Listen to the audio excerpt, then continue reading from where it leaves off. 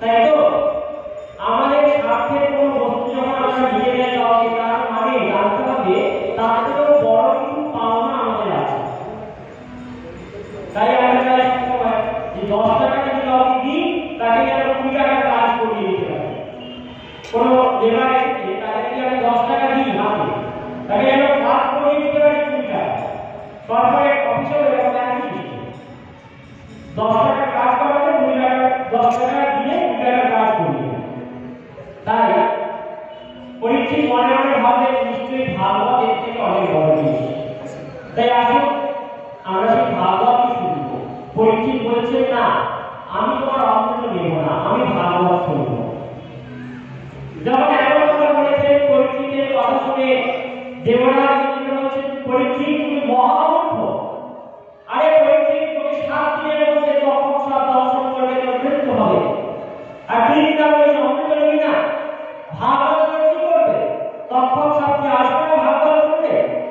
এমন কোনো কিছু তৈরি হয়নি যে ব্রহ্ম অভিশাপকে রক্ষা করতে পারে। এই অমৃত পেলে তখন থেকে দর্শন করতে যদি দেখে যাচ্ছিস। ইন্দ্র রেগে গেছে, দেবতারাও শান্ত করবে, বলে ইন্দ্র মাথা ঠান্ডা করে কাজ কর। শিষ্যের কাছে হয়তো কি হয়েছে গুরুর কাছে গেলে হবে। শিষ্যকে লোক দেখালা ঘুষ দিলা, তাতে ঘুষ দিলটা কি হয়েছে গুরু নিশ্চয়ই ঘুষ দেয়। তাই গুরুর কাছে চলো। সুখদেব গোস্বামী গাছের তলায় বসেছিলেন, বৃক্ষ তলায় বসেছিলেন। ইন্দ্র অমৃত কুম্ভ নিয়ে এসে বলছে হে সুখদেব গোস্বামী বা হে পরমহংস চূড়ামণি, আপনি বিবাহ করে এই অমৃত গ্রহণ করুন। আপনার শিষ্য পরীক্ষিতকে পান করার, তার বদলে পরীক্ষিতের জায়গায় ভাগবত আমাদেরকে শোনান। সুখদেব গোস্বামী কাল হাসলেন।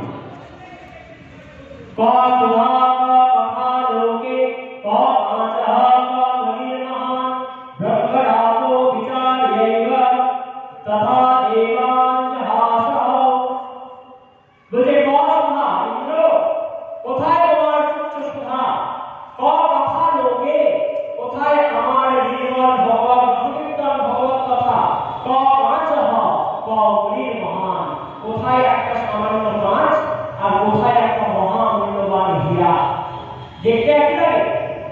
কাঁচের একটা পাথর আর হীরের পাথর পাশাপাশি রেখে দিলে দেখতে একই লাগে, কিন্তু যে গ্রহণী সে জানে কাঁচের দাম যদি 10 টাকা হয় হীরের দাম 10 লক্ষ টাকা। গ্রহণীর কাছে এই খবর আছে। তাই তোমার কথা কাঁচের মতো, তোমার অমৃত কাঁচের মতো, আর আমার ভাগবত কথা অমৃত ওই মহামূল্যবান মণির মতো, মরকত মণির সমান। তাই তোমার সেই অমৃত নিয়ে তুমি ফিরে যাও। তুমি যদি এমনি আসতে, খালি হাতে আসতে, পেছনের ছেলে বসে পড়তে, শুনিয়ে দিতাম। কিন্তু তুমি যেহেতু আমাকে প্রলুব্ধ করে আমার কাছ থেকে কথা শুনতে এসেছো, তোমাকে আমি কথা শোনাবো না, ফিরে যাও।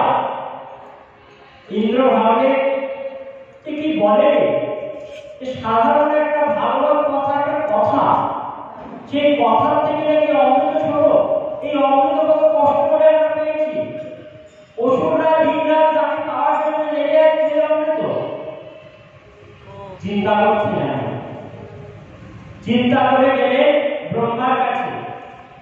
ব্রহ্মার কাছে গিয়ে বলছেন যে অমৃত আর ভাগবতের তুলনা করলাম তো সুখদেব গোস্বামী হেসে দিলেন, বললেন ভাগবত হচ্ছে মণি হীরে আর অমৃত হচ্ছে কাঁচ।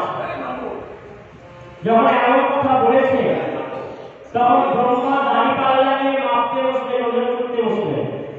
একদিকে ভাগবত আর একদিকে সমস্ত দেবতাগণের সঙ্গে সমস্ত শাস্ত্রকে রাখা হলো। অখিল শাস্ত্র, নিখিল শাস্ত্র একদিকে, আর শ্রীমদ্ ভাগবত মহাপুরাণ একদিকে। ভগবান ব্রহ্মা ওজন করছেন দাড়ি পাল্লা নিয়ে। তখন দেখা গেল ভাগবতের দিক সবসময় ভারী হয়ে আছে, যতই শাস্ত্র দেয় সব শাস্ত্র হালকা হয়ে যাচ্ছে। অর্থাৎ ভাগবতের থেকে বড় এই জগতে আর কিছু নেই। বলে ভাগবত মহাপুরাণ কি, বলে রাধা রানী কি, আরে বলে রাধা রানী কি। মাঝে মাঝে জয় নালে আর যদি কেউ ঘুমায় আগে থেকে বলে রাখছি পাশের জনের দায়িত্ব তাকে খেলা দিয়ে দেয়। কেন না যদি খেলা দিয়ে দেয় তাহলে কি হবে, দুটো কথা তার কানে যায়, আর কানে গেলে যে খেলা দিয়ে তার লাভ, কারণ তাকে ছোটানো হবে। তাই প্রত্যেকের কাছে দায়িত্ব যে পাশে ঘুমবে তাকে একটু করে খোঁচা দিয়ে দেয়, কোনো ওই অন্তর একটা করে দেবে। তাই বলে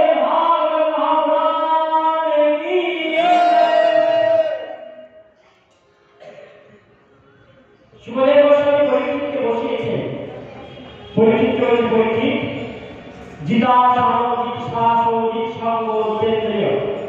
তুমি ভাগবত শুনতে তার আগে তুমি জিতাসন আসন জয় করো, তুমি সঙ্গ জয় করো, তুমি ইন্দ্রিয় জয় করো, এই সমস্ত কিছু জয় করো, তারপরে তুমি ভাগবত কথা শোনো। জিতাসন জিৎসাসো, প্রথমে আসন জয় করো।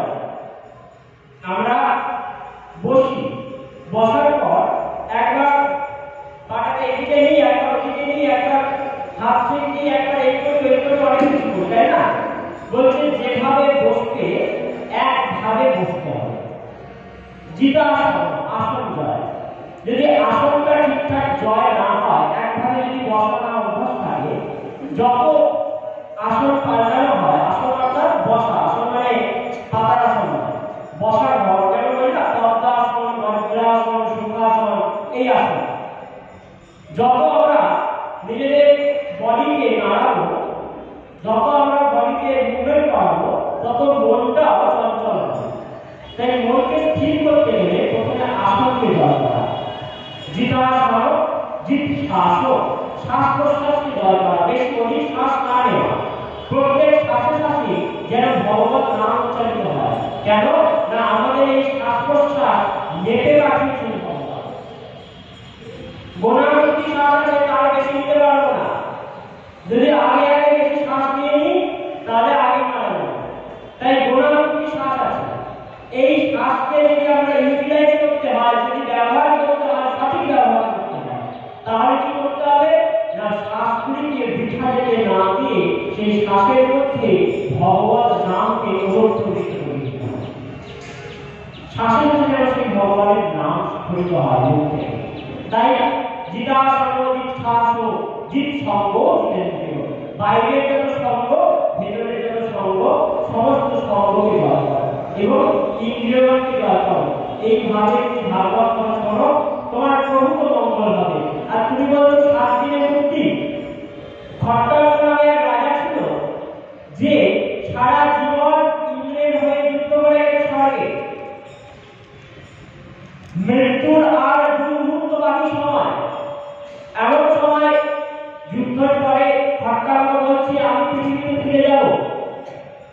ইন্দ্র বলছে পৃথিবীতে গিয়ে কি করবে, তোমার আর 2 মুহূর্ত পর মৃত্যু হবে। খট্টাঙ্গ বলছে মৃত্যুর আগে স্বর্গে থেকে আমাকে এত যুদ্ধ করতে হয়েছে, তো মৃত্যুর পরে যদি স্বর্গে থেকে যাই আবার যুদ্ধ করতে হবে, মানে সারা জীবনে আমি মরেও শান্তি পাবো না। বেঁচে তো শান্তি পাইনি, মরেও শান্তি পাবো না। তার থেকে 2 মুহূর্ত যদি আমি পৃথিবীতে যেতে পারি, কারণ স্বর্গে গিয়ে ভজন হয় না, তাই পৃথিবীতে যদি গমন করতে পারি একবার হলে ভগবানের নাম স্মরণ করতে পারবো। আর সেই নাম করলে আমি গ্যারান্টি দিয়ে বলতে পারি আমাকে আর পৃথিবী থেকে স্বর্গে আসতে হবে না, ভগবানের লোকে আমি যাবই যাবো। তাই সেই 1 মুহূর্ত ক্ষণ যখন বাকি ছিল, পৃথিবীতে তিনি এলেন এবং 1 ক্ষণ ভগবানের স্মরণ করে তিনি ভগবানকে প্রাপ্ত হলেন, ভগবান লোক প্রাপ্ত হলেন। এই হচ্ছে ভগবানের বিশেষত্ব, যে 1 ক্ষণ সময় যদি কারো থাকে সেও ভগবানকে পেয়ে যাবে। সারা জীবন বুঝতে পারে না, 1 ক্ষণে ভগবানকে পাওয়া যায়। কিন্তু মৃত্যু কখন হবে আমরা সেটা জানি না। তাই যেখানে যে ব্যক্তি সরকারি চাকরি করে, কোয়ার্টার পেয়েছে, এবার ট্রান্সফারেবল জব সবসময় বদলি হয়, বদলি চাকরি। আজকে এখানে আছে তো কালকে অন্য জায়গায় ট্রান্সফার করে দেওয়া হয়। তো সে কি করে জানেন তো, সবসময় একটা ব্যাগ গুছিয়ে রাখে, কিছু হচ্ছে না হলে ব্যাগ গুছিয়ে রাখে, কারণ ট্রান্সফার করলে ওই ব্যাগ নেবে, রোটা কাউন্টার নেবে, আর যেখানে বলবে সেখানে চলে যাবে। ঠিক সেই রকম আমরা যদি জেনে যাই যে আমাদের এই কোয়ার্টারটা নিজের নয়, এই কোয়ার্টারটা বিক্রি করার জন্য পেয়েছি, সরকারি চাকরি যখন কোয়ার্টার পায়, ডিউটি করার জন্য পায়, এই কোয়ার্টারটা নিজের গায়ে ডিউটি করার জন্য পেয়েছি, ডিউটি শেষ হলে ছেড়ে চলে যেতে হবে। তাহলে আমরা আমাদের ব্যাগপত্র গুছিয়ে রাখবো। ব্যাগপত্র মানে কি? আমাদের ভজন আমরা গুছিয়ে রাখবো। আমাদের যে কাজ, পরলোকে যে কাজ আমাদেরকে রক্ষা করবে, কোনো পয়সা রাখতে পারবেন না, নিয়ে যেতে পারবেন না। একবার সিকন্দর নামে একজন মহাপ্রতাপশালী রাজা, তিনি সব দেশ জয় করে ভারতে এসেছেন।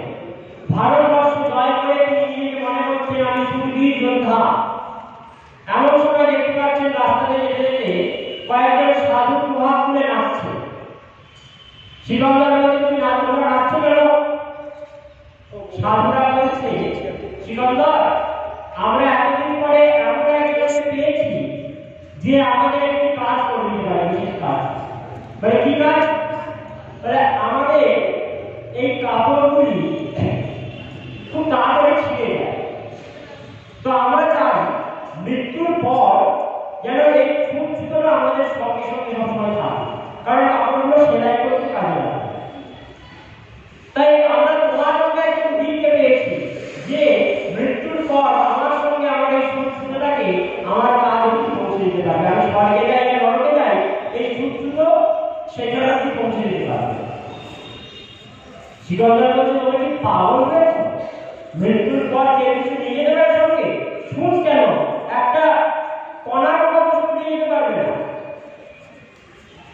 সিকন্দরকে সাধুবাদ বলছে পাগল আমরা হইনি, পাগল তুমি হয়েছে। কেন? যদি জানো যে একটা সূচের কণাও কেউ নিয়ে যেতে পারবে না, তাহলে এই যুদ্ধ করে এত মানুষকে মেরে এত রাজ্য জয় করে তোমার লাভটা কি হচ্ছে? সবকিছু এখানে ছেড়ে দিয়ে একদিন যেতে হবে। 2 दिन का मेहमान भजते श्री भगवान, रहे रावण सब अभिमानी, हिरण्याकश्यप सब करदानी, खान जुओं के खान भजते श्री भगवान, जगत में 2 दिन का मेहमान। আমরা জগতে 2 দিনের আত্মীয়, বেশি দিন থাকতে পারবো না। আজ আমায় কাল যেতে হবে। রাবণের মতো অভিমানী থাকতে পারেনি, হিরণ্যকশিপুরের মতো বড়দানি থাকতে পারেনি, সবাইকে ঘিরে ফেলেছে। তাই এক ক্ষণে উত্থান নিশ্চিত। সেই জন্য আমাদেরকে নিজের জীবনটা গুছিয়ে রাখা উচিত, ভজন করে জীবনটাকে পরিপক্ক করে নেওয়া উচিত। তাই পরীক্ষিত প্রশ্ন করলেন আমাদের সৃষ্টির কথা একটু বলুন, কিভাবে সৃষ্টি কার্য অগ্রসর হলো? তখন সুমেধের গোস্বামী ভাগবতের সৃষ্টি প্রসঙ্গ বলতে আরম্ভ করলেন যে একবার ভগবান দেবতার মৈত্রেয় মুনি তিনি বনে গমন করেছেন। ভগবান মৈত্রেয় মুনিকে জ্ঞান দিয়েছেন এবং বিদুর মহারাজ তিনি তীর্থযাত্রা করছিলেন। তীর্থযাত্রা করতে করতে তিনি উদ্ধব মহারাজের কাছে এসে উপস্থিত হয়েছেন। শ্রীধাম বৃন্দাবনে বলে বৃন্দাবন ধাম কি, সেই বৃন্দাবন ধামে এসে উদ্ধব মহারাজের কাছে বিদুর এসেছেন। এসে জিজ্ঞাসা করছেন কৃষ্ণের সংবাদ। বিদুরকে বললেন যে উদ্ধব বিদুরকে বলছেন যে হে বিদুর, যে কৃষ্ণের কথা তুমি জানতে চাইছো সেই কৃষ্ণ আমাদের সবাইকে ছেড়ে স্বভাব ফিরে গেছে। বিদুরের বুকে যেন বজ্রপাত হলো, তার প্রিয়তম কৃষ্ণকে তিনি দেখতে পাচ্ছেন না, এই ভেবে বিদুরের মনে বজ্রপাত হলো। তিনি কৃষ্ণের লীলা জানতে চাইলেন। উদ্ধব মহারাজ কৃষ্ণ কথা বললেন। বিদুর বললেন সেই ভগবান কিভাবে সৃষ্টি কার্য করেছেন সেই কথা একটু আমায় বলুন। উদ্ধব মহারাজ বলছেন বিদুর, দেখো আমার জীবনের শেষ সময় উপস্থিত, কৃষ্ণ ছাড়া আমি বেশি দিন বাঁচতে পারবো না। কেবলমাত্র তোমার জন্য দেখছিলাম, তোমাকে কৃষ্ণ লীলা জানানোর জন্য দেখছিলাম। যখন ভগবান কৃষ্ণ দেহ রাখছেন তখন সেখানে আমি এবং বিদুর, আমি এবং মৈত্রেয় দুজনে উপস্থিত ছিলাম। অসত্য বৃক্ষে হারান দিয়ে ভগবান কৃষ্ণ দেহ রাখছেন, তখন আমি আর মৈত্রেয় উপস্থিত ছিলাম। তো সেই মৈত্রেয় ভগবান আদেশ দিয়েছে যে বিদুর যখন তোমার কাছে আসবে তাকে তুমি সৃষ্টির কথা বেশ বিশেষ করে বলবে। তাই তুমি সেই মৈত্রেয় কাছে যাও, সেখানে গেলে তুমি সৃষ্টির কথা জানতে পারবে। তাই সৃষ্টি রহস্য জানার জন্য মৈত্রেয় মুনির কাছে এলেন বিদুর মহারাজ। এসে মৈত্রেয় মুনিকে প্রণাম করলেন। প্রণাম করে তার কাছ থেকে কথা শুনতে বসেছেন। মৈত্রেয় মুনি আলোচনা করছেন সৃষ্টি কিভাবে হলো না। একবার